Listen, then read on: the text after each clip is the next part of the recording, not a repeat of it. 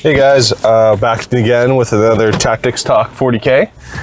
We're continuing our videos with the Harlequins. In this video I want to talk specifically about the Shadowseer primarily, and some of the Death Jester. I think there's too much to say to fit all three of them kind of in one video, and to make it a little more organized. I think we'll just do it, with these two in one, since the Death Jester doesn't have a lot to say about him. I wanted to cover the Shadowseer in depth because it is one of the best choices in the book, I think. Pretty much your best support choice, realistically. So, the Death Jester, the Shadowseer, I mean. Shadowseer is a Psyker. So he's going to have access to the Satanic Demonology, Telekinesis, I believe it's Divination, and the Phantasmy disciplines, which is good. All those disciplines are, somewhat usable, with the exception of maybe the Demonology Sanctic. I don't think you're going to really want to... everything on that list is kind of... random. Like, you're not going to guaranteed get something that's going to be useful for you, although you could get the thing that increases your invulnerable save, which is really nice, and you could get the thing that gives you +2. So the hammer hand, I believe it is, gives you more strength, +2 strength. Going to strength 5 base is pretty nice. But I think typically you're going to be taking her with the Shadowseer with most of the time with Phantasmy, mainly because of what it brings to the Harlequin army, especially if you're bringing her with the Shadowseer with the intent as a support character. You can use her offensively, and I'll talk about how to use her extremely offensively, and I think she is really good defensively, but typically, the way I use I'm not going to go over all the Phantasmy powers, just a few specific key ones, because there's hundreds of different ways to use all the different powers. But I'm just going to talk about some really nice basic tips on how to use it, and some of the theories you're going to need to kind of apply to your tactics in order to be successful in playing Harlequins. So the first one we're going to talk about is the Primaris. The Primaris power is probably the most important part of it, of the Phantasmy discipline, in my opinion. What it does is, it's basically like old knife fighting rules, except a little bit better. It makes the opponent, when they wish to shoot at the target, roll 2d6, multiply the result by 2. If they're not in range to fire of their guns to fire that range, then they can't fire.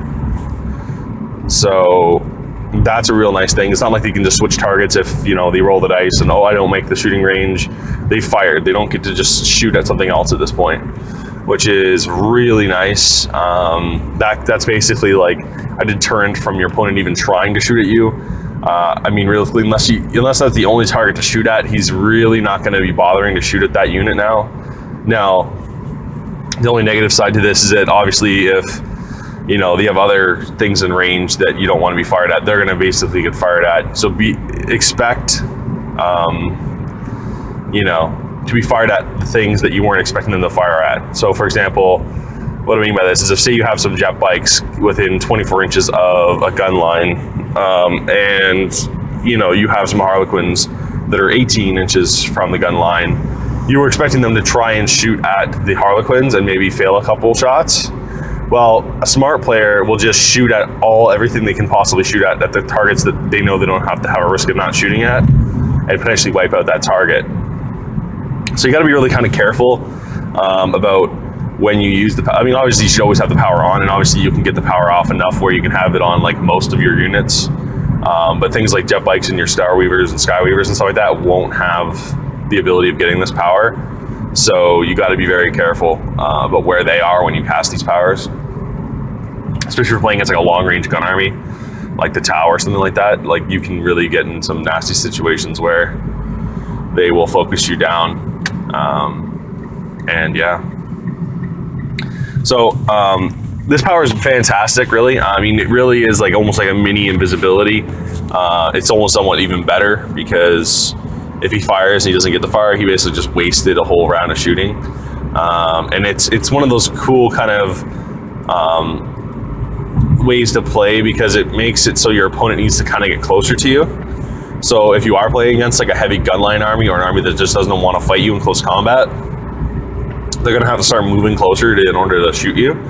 So you can use it as kind of sort of bait to bait out some units to get in close, and which potentially gets you closer to close combat, which is really good.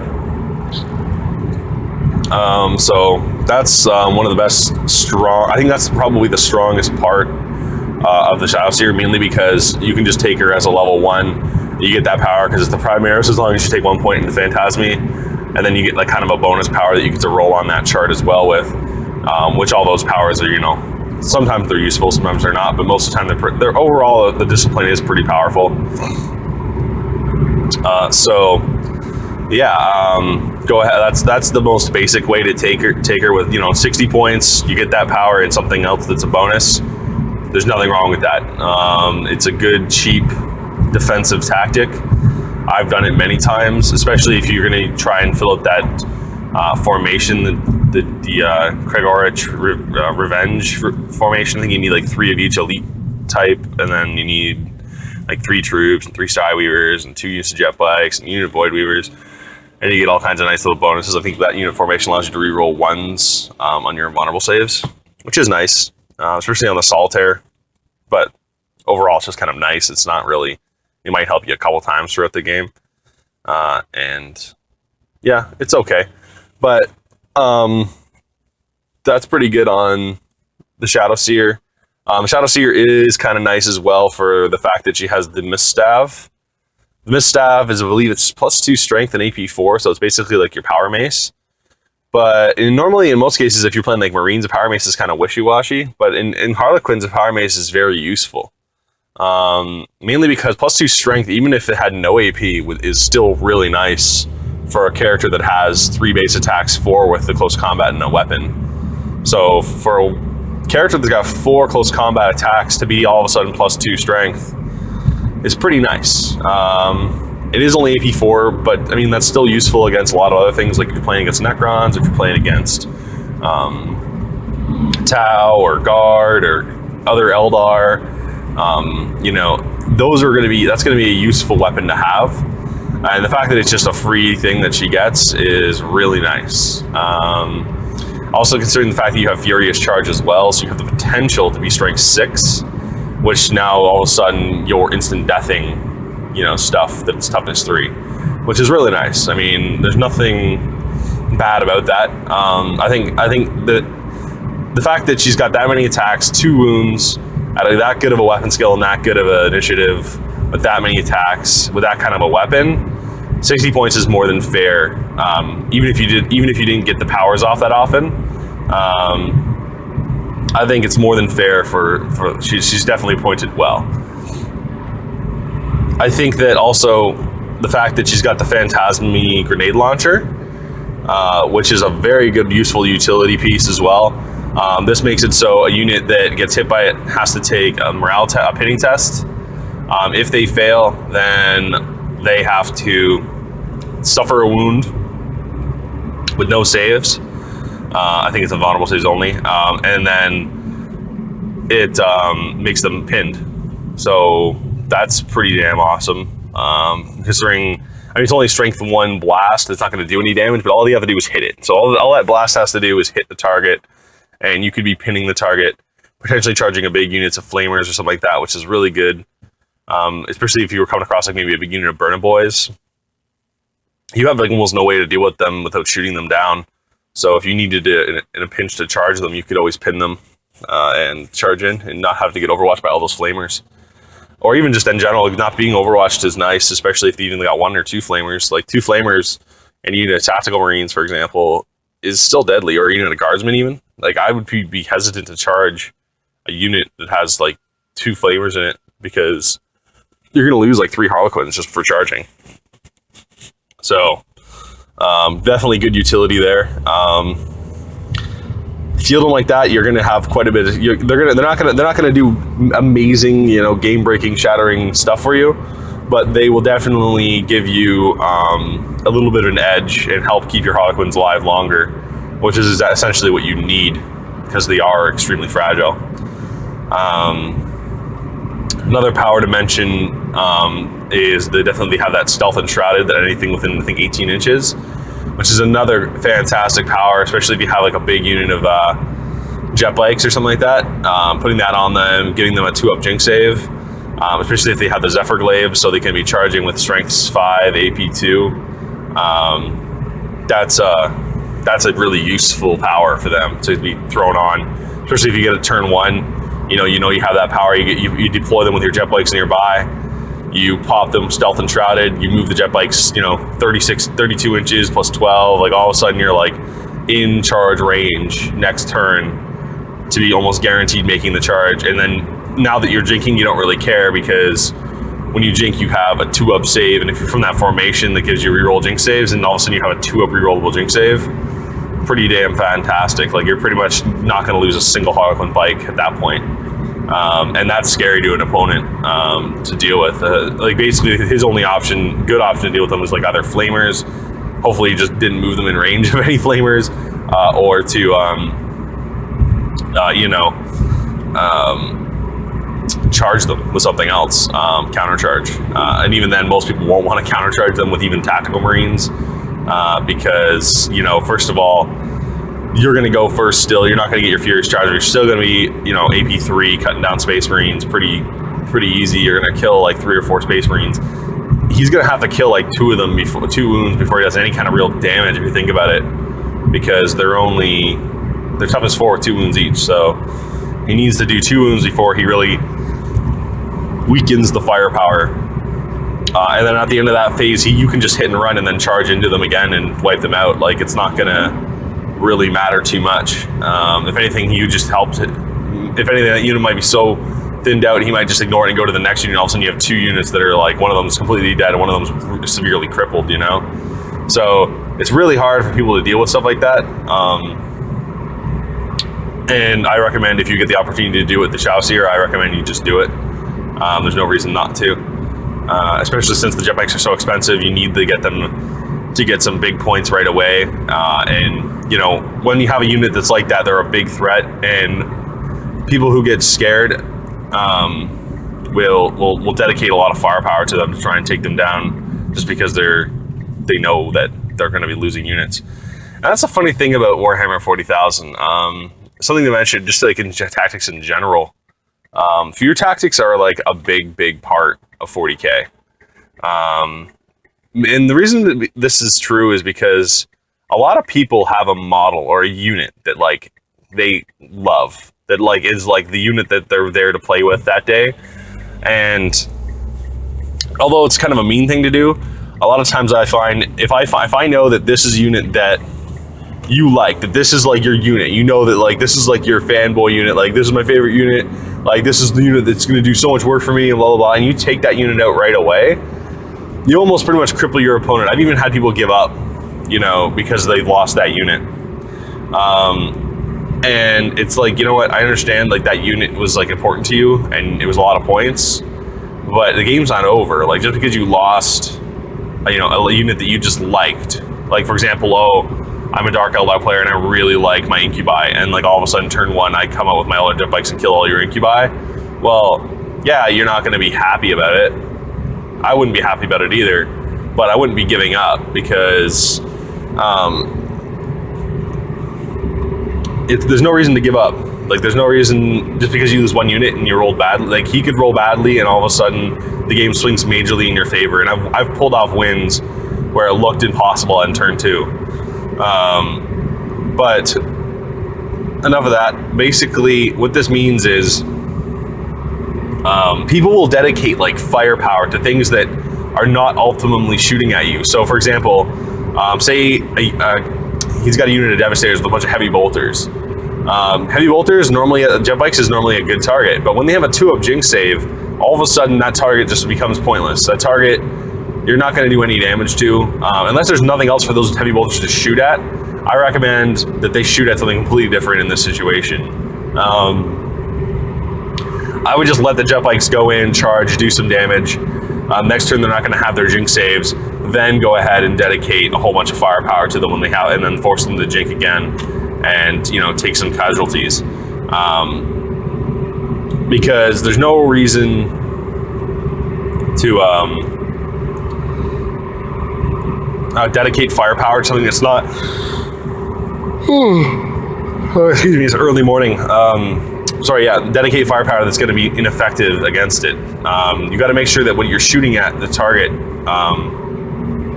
can deal with it. That's going to actually cause some losses. Like if you only have like a 3% chance to kill something, like what's the point? You might as well just fire at something different. There's got to be a better target than that. If there's not a better target than that, well then I guess you can shoot at it, but don't expect it to die. Don't expect it to do anything.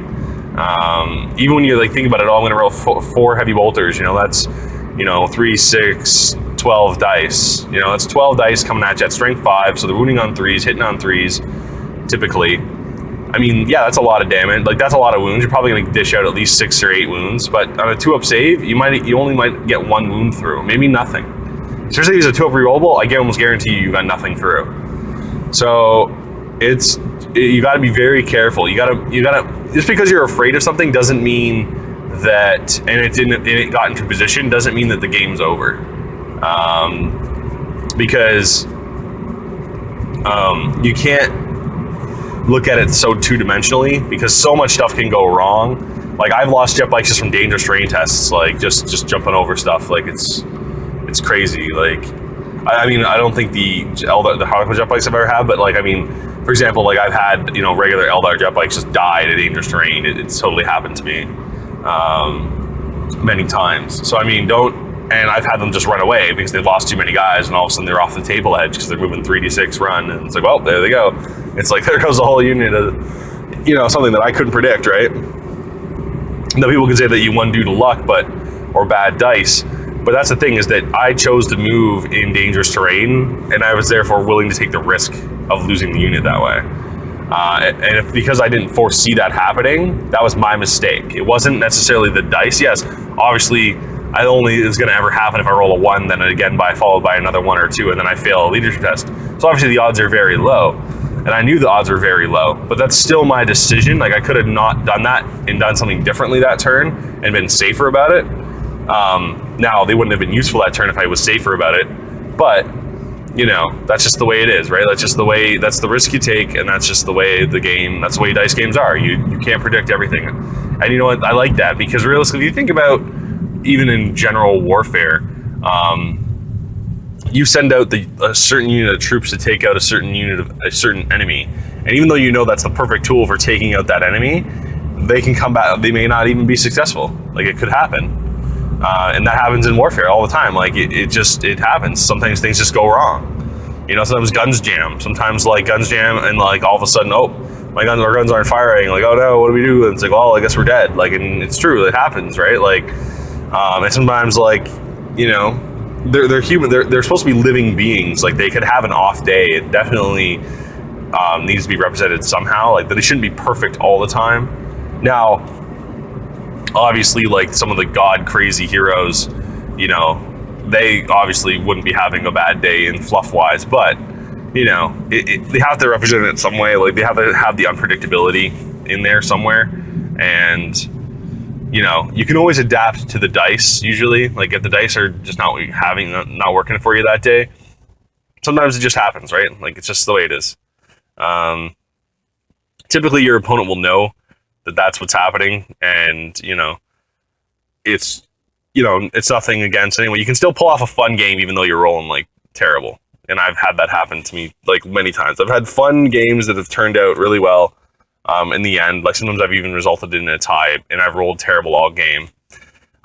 This is where your opponent, having a quality opponent, is important, because if you have a good opponent and he sees that you're rolling terrible, sometimes he'll give you a little mercy, and I will too. If I see someone roll, 10 2-up armor saves and he fails 7 of them, I'll be all right, just re-roll that. That's crazy. You shouldn't be losing 7 Terminators, especially when you're playing a Deathwing army, and he's only got 15. In turn 1, he rolls, and he fired some shuriken cannons into him, and he failed 7 of his 10 2-up invulnerable saves, or armor saves. That's just basically the game right there. That's something you have to definitely show your opponent some mercy if you want to have a fun game. If you're obviously playing in a tournament, obviously, you know, if someone rolls that badly, well, you just won the game. Congratulations. But we're getting off topic, so we're going to go back to the Shadowseer. The next way, another good way to use her is, you know, so we'll continue talking about her defensively. Defensively, it's always good to take a second level mastery if you can afford the points. Typically, I don't normally do that though. Normally, the only reason why I want to take more mastery levels is because I just need more dice to get more powers off. Not necessarily get more powers in general, so to speak. So what I do sometimes is I'll mix stuff. Like you could take like divination, for example, and you could take the phantasmy, one in each. And then if you got the divination powers, you can reroll all your hits and stuff, which is nice. Especially if you're thinking about using like the Harlequin Caresses. This can be a very useful tool for you, especially rerolling all those hits. Anything that's not a 6, you know, is going to be pretty much doubling the chances that it getting a 6. So, you know, more 6s, more damage, more good stuff. And it works the same way with, you know, kisses. The kisses are good to have if you have like 3 or 4 kisses in a unit and you throw the divination power on it. It's probably a good idea. You want to make sure those kisses definitely hit, and they're probably going to wound and maybe even roll a 6. You could instantly kill a monster. So, I mean, that divination is definitely a good option. The Primaris, anyway. It's also good to throw on just maybe if you're shooting a big unit of jet bikes or a unit of void weavers. To guide them or to prescience them is a good idea as well. I mean, rerolling their hits, they're kind of a key shooting unit that's going to need to. But yeah, I mean, that's how I use her defensively. Divination and Phantasmy is probably the best defensive method of playing her. And I'd argue probably the best way to take her for the most part. I mean, if you're first time playing Harlequins, I recommend taking all your Shadowseers that way. And if it doesn't work out for you, I'm sorry, but like, I mean, that's probably the best tactically sound way to play them. And if I was going to a tournament, for example, that's how I would probably take them. And just because of the simple fact that I want to be able to keep my Harlequins alive for as long as possible. And typically, I'd only go this route if I was taking most of my Harlequins on foot. I'm not saying don't take Star Weavers. You can still take small units of Harlequins and Star Weavers. This is like if you're taking, again, like an 1850 list of Harlequins and you want to take, like, you know, a bunch of troops. Like you want to take maybe 2 big units of 10 and then like 2 units of 5 or 6 inside Sky Weavers, you know. And then I put the Shadow Weavers on foot with the 2 squads of 10 on foot, and that's an effective way to keep the foot guys alive long enough to get them in position to fight. Another good way to use the way I've been using her kind of recently is kind of the fun sort of offensive way to use the Shadowseer. And that's been with, you know, in correspondence with Dark Eldar. I've been allying with Dark Eldar to make it even extra nasty, but even with regular Harlequins, it's still just as bad. If you take the Psychic Shriek Telekinesis Primaris power in conjunction with the Mask of Sorrows, I think it's called. Mask of Sorrows gives the unit Fearless and a minus 2 leadership bubble to any enemy units within 12 inches of the Shadowseer. So, if you know what Psychic Shriek does, well, it's basically you roll 3d6 compared to your opponent's leadership for every point you're above them by. They take a wound with no armor, no cover saves allowed. So you can cause potentially a lot of wounds. Something that was like leadership 8 now goes to leadership 6. On average, you're rolling 11 on those 3d6. You're inflicting at least 4 wounds when they're not getting any saves besides vulnerable saves, which is really effective against things like the Wraith Knights and stuff like that. Probably one of the best ways, to be honest, to deal with the Wraith Knight is that way. And you can make it even better if you think about it. If you take it with Dark Eldar, because like I'll talk about it later, but there's a kind of a nasty combo you can do if you take an Archon from the Dark Eldar army. There's something called the Armor of Misery, and what it does is it's minus 2 leadership to all things within 9 inches of the Archon. And then you can also take the Architect of Pain, which is another piece of upgrade that the Archon can take. And instead of shooting a gun, what it can do is everything within, all enemy units within, I think it's 9 or 10 inches, takes a leadership test with -2. So, and this will work with all the other -2 leaderships that are around you. So effectively -6 leadership to everything around him, and then take a leadership test. And for every point you fail by, you take a wound. So, I mean, if you're leadership 8, that means you're leadership 2. I mean, if you roll a 7, you're still doing 5 wounds to a unit, and that's every unit around him. So if you land, because what you could do then is you could also take a webway portal, make it so him and the Shadowseer could deep strike without scattering, and then you could pop that bubble, and then boom, like just take out a whole big block of infantry, and your opponent won't see it coming. It's kind of a nasty way of dealing with anything that's not fearless, because that Architect of Pain doesn't work if you're fearless.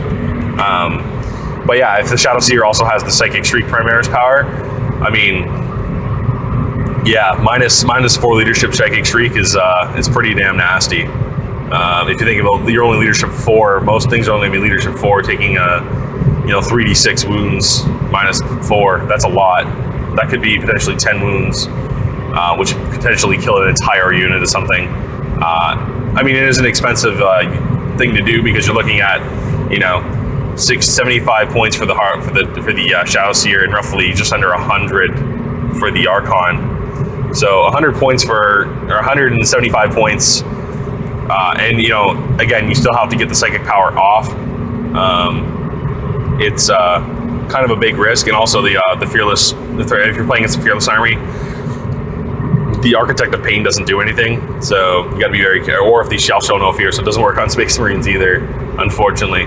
But that still doesn't mean it's not worth taking. I still think it's worth taking for 25 points, because if you are playing against like Tyranids, Orcs, Tau, Necrons, anything that's not fearless or shall show no fear, it's still going to do some damage, almost guaranteed.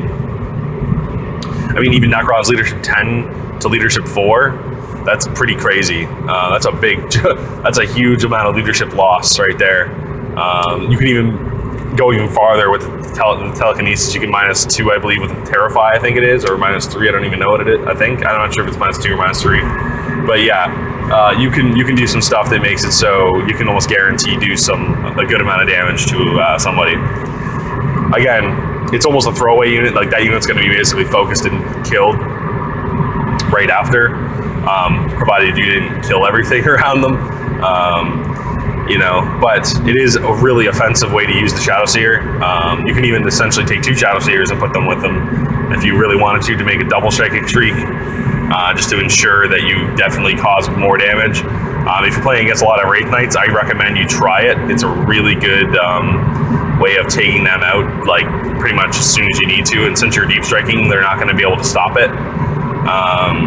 And you're not scattering, so you're always going to be that you're always going to be within your bubble range. And they're not bad in combat. Like, you can fight off a few things, but if they end up in a combat against a big unit of anything, they're pretty much screwed. Or even a monstrous creature, they're going to go down most likely. So you have to be very careful with them. But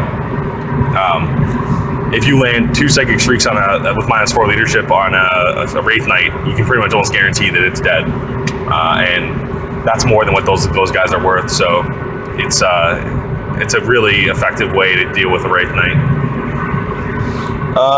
Also, if you consider the fact that they had the halogen grenade launcher, -4 leadership pitting test, yeah, I'd say pretty good. Considering they could fire at a different target too, so if they fire the Psychic Shriek at target A, they can fire the grenade launchers at target B, and if you have 2 of them, well, that's 2 pitting tests at -4. Odds are they're probably pinned and can't shoot you next turn, so, you're going to be in a good position. At the very least, you can still pin, I believe, Space Marines. So, and you can Psychic Shriek Space Marines. So, even if you come across a Shall Show No Fear and the Archon's thing's useless, 2 Psychic Shrieks will still ensure that something dies and something gets pinned, which is still nice. Now's a good time to probably mention another thing you can do with this combination. If you're thinking about taking Death Jesters, this is one of the good ways to use him. The Death Jester, he has what's called a special rule called Death is Not Enough. If he kills something with his Shrieker Cannon, Basically, he's going to take a morale test with -2 leadership and have to run in any direction that you choose, which is also a really good thing to do, especially if you think about it now. They're going to be -6 leadership for that morale test. That's a huge leadership penalty. Like, the odds of them passing that leadership are very, very low, like less than 10%. And it's going to be kind of devastating for them to have a unit basically just run off the table the minute those guys come in. Or you can have the unit run towards a table edge that normally they wouldn't run to. So if they're close to like one of the sides of the table, not their own table edge, like say they're 8 inches away, you can make them run that direction in the hopes that they run off that edge, and then you kill that whole unit. Again, with the Death Jester, we'll talk a bit more. I think we'll probably split him off and do a separate video, but I just wanted to mention that kind of in here, in that combination of Shadowseer leadership shenanigans, because it is something you can do, and I have done it, and it has worked for me in the past. So if it's worked for me, you can make it work for you, I'm sure. You just have to be careful. Another good thing about the Shadowseer is she can take a Haywire Grenade. A Haywire Grenade on her is probably a good idea, especially if you think about it in the terms of she can't. Oh well, I won't say it's always a good idea, but it is sometimes most of the time it's a good idea. I mean, it's only 5 points for a Haywire Grenade. I mean, she does have a misstaff, so she is going to go at strength 6, so she can just hurt the back armor on a 4 of most vehicles, and realistically that's all you should be charging. But in a pinch, if you're playing against like a Land Raider or something like that, if you come across a Land Raider, to have an extra Haywire Grenade in there to maybe, get a couple glances off on it is always a decent thing to do. Especially since your Troop Master can take one as well, so 2 Haywire Grenades in a unit is still something that your opponent's going to be like, well, I'm not going to move a vehicle out really close to them because, well, that's going to suck. As well as if you're playing against like someone who's playing heavy Dreadnoughts or something like that, at least you have some Haywire Grenades to throw before they get to attack you. So you could potentially do 2 hull points to it before it gets to attack, because you're not going to be able to, you don't have any other grenades that are high enough strength to do anything with 12 armor. You're not really going to be useful. The rest of the unit's not really going to be able to do anything if you get charged by a Dreadnought, or if you need to charge a Dreadnought. Sometimes if you have to take care of a Dreadnought and you have all your anti-armor is like kind of elsewhere doing another job, at least if you have 2 units of Harlequins, or this unit of Harlequins there, you could potentially, if you have all the impact hits and stuff that are going at initiative or at strength 6, all you need to do is get one of those 6s to glance, and then those 2 Haywire Grenades from your Troop Master and your Shadowseer can finish off the Dreadnought before it gets to even go.